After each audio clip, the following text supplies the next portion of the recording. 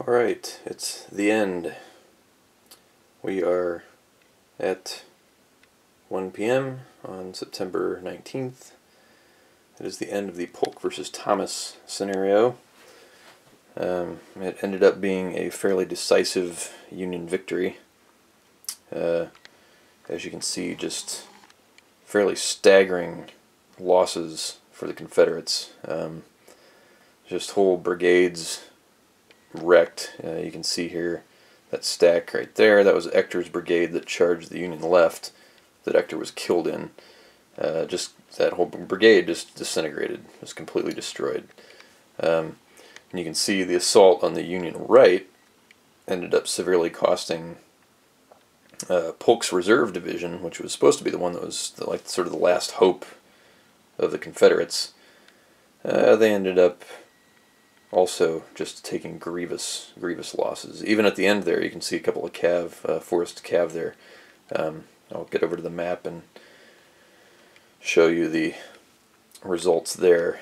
Compared to skimpy Union losses, that was, the Union had I think 29 points of losses. The Confederates had 134. So just from losses alone, it's already a Union minor victory just on points. When you factor in the number of wrecked brigades on each side, the Union had no wrecked brigades. Well, I think they had two wrecked brigades.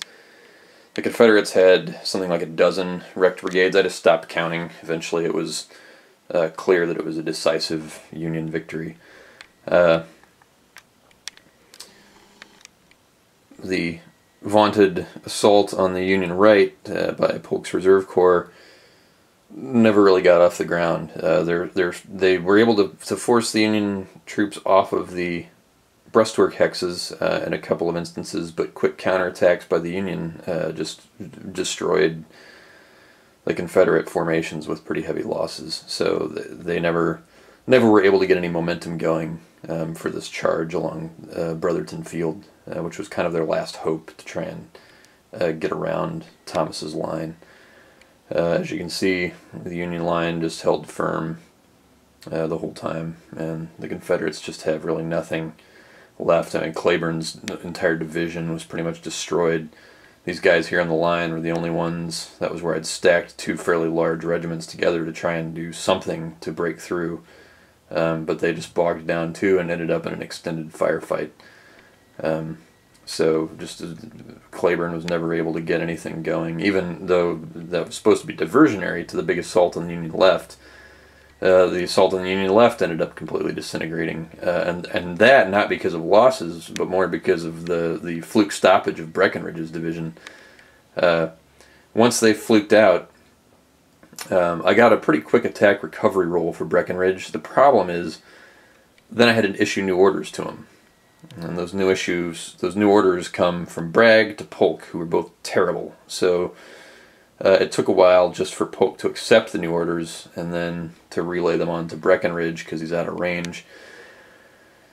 It would have taken a couple more turns. So it is never, fluke stoppage in these short scenarios can pretty much spell the end of an entire assault. Also, eventually, both Gist and Liddell, both their divisions and the Reserve Corps, the G and L divisions and the Reserve Corps, both also ended up fluking out. So the whole assault on the Union left just ground down. I mean,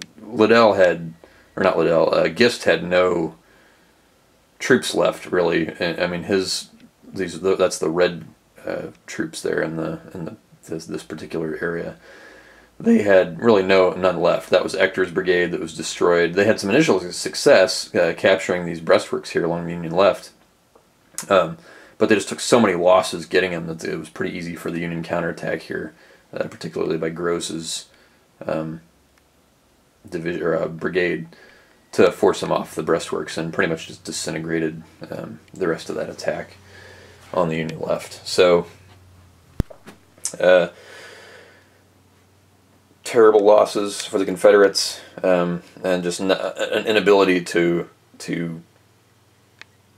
coordinate and maintain concentrated attacks. They might have had a chance here on the left. That Union line was very thin, But held pretty well. They didn't have any leader casualties, and one of the secret weapons of the Union left here was the good old 21st Ohio with carbine Colt repeaters and their A morale and their size 11. Those repeaters give them a 2 right shift on the fire column, and they're already on the 6 to 8 fire column, so they just scythed right through a couple of Confederate regiments that came up against them. So wielding those guys on the left, they were kind of just everywhere, wreaking havoc amongst the Confederates that were trying to assault along the southern end of McDonald Field. So Confederates just never got much out of it. Not a lot of artillery in this battle either. I had these guys on the Snodgrass Field up on the hill here. They had kind of a little window there through the trees into McDonald Field so they could snipe at the enemy artillery. But neither side ever really did much. The Confederate artillery did more damage to the exposed Union troops here along the left, at least prior to and then shortly after the Confederate assault broke off, and I just kind of kept plinking at them with the artillery. And you can see here the reserves ended up coming, the Union reserves. I thought they were going to come in down here on this end of the map, but no, they came in at A112, which is up here at the top of where the Lafayette Road comes onto map A. And it's a huge corps, and I can see now why Forrest's cavalry orders were to protect the northern flank of Breckinridge as he entered the McDonald Field, because those Union reserves were going to come in there. Once again, I didn't bother to read the the reserve deployment instructions in the scenario. I never do. I always forget to do that. Like, where are the reinforcements going to come in? So I never plan for it. But here, fortunately, the Confederates, Forrest had orders to protect that northern flank, and that's what he was protecting it from, was this Union Corps.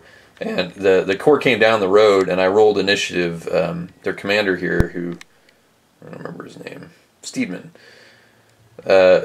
is pretty decent, so I made an initiative roll and was able to deploy him out of his move orders. So I deployed the 1st Brigade of the Reserve Corps here, and they just, aside from a couple guys, this guy here who failed his close roll twice, that's a Union unit there that came around the flank and wiped out a small Confederate cav regiment that was holding the right flank there. These guys just plowed right into this Confederate cavalry and just destroyed it, killed 2 regiments. This unit charged twice. The Pegram's cav there managed to hold just because he was with them. That made the morale roll a little better than it would have been. But yeah, just annihilated Forrest's cav. They wouldn't have lasted very long. The first brigade would have brushed him aside, and then that entire infantry corps would have slammed into Breckinridge and just worsened the slaughter. So not a good scenario for the Confederates, which of course I don't mind. I'm always rooting for the Union. Those are my guys. So especially in the Western Theater, we got lots of Indiana and Illinois and Ohio troops. I had ancestors that fought in both Illinois and Ohio regiments. So I'm always looking, for the Midwesterners to represent, and there's a lot more of them in the Western Theater battles than there are in the Army of the Potomac fights in the Eastern Theater. So there you have it. The Union line holds. The Confederates are beaten pretty decisively, just terrible losses. I don't know. These scenarios, there's not a lot of maneuvering going on in the scenarios. They're not really open. I didn't want to do the full battle just because I've been struggling with health issues lately that sort of sapped my energy for gaming, so I wasn't really able to handle an entire big 4-map, 3-day Chickamauga scenario. But this is still a fairly big scenario here, but you've got limited time frame. The orders don't really come into play a whole lot in the scenarios. Everybody starts with orders, and then there's not a lot of time to get creative and issue new stuff. I did issue some orders for both sides that I was able to execute and worked pretty well. So I was able to utilize some of the orders system for command and control. But otherwise, it's just a lot of, this one in particular, just a lot of straightforward firing, charging, trying to break the Union line. And it was dicey at the beginning. It was no guaranteed thing for the Union. Their troops are thin. Their line was thin. They had some defense in depth along here around Kelly Field. So it was never too. There was never too much of a threat along this central portion of the line, but certainly this left flank, if Breckinridge had gotten around in behind there, that would have just been havoc, caused havoc in the Union position. And if the Reserve Corps here had gotten off its tack sooner, while the left flank assault was going on, if the Union left had been collapsing, and Polk's reserve guys had managed to hit the Union right just at the same time, that could have been really, really bad for the Union. So I could have seen it going, potentially any number of ways. But ultimately, just the inability of Confederate orders to get coordinated and do that coordinated attack. And to be frank, also, a lot of those charge rolls along the Union line, I just rolled terribly for the Confederates. So they were really hampered by a combination of luck and orders, which, isn't that how all these Civil War battles go? It's big strokes of luck or incompetent commanders, or the combination of both is usually what ends up being decisive in these kinds of scenarios. So there you have it, Polk versus Thomas scenario, and This Terrible Sound, Battle of Chickamauga, decisive Union victory. Go Union.